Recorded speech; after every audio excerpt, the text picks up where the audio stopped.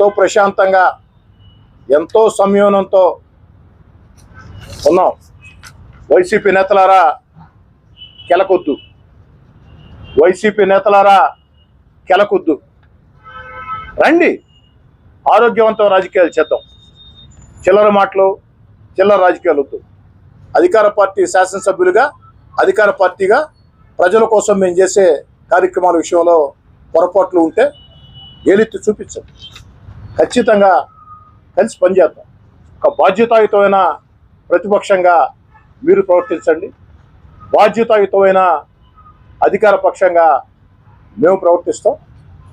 మేము చెప్పే మాటలు నిజాలు అనుకుంటే ప్రజలు మమ్మల్ని ఆదరిస్తారు.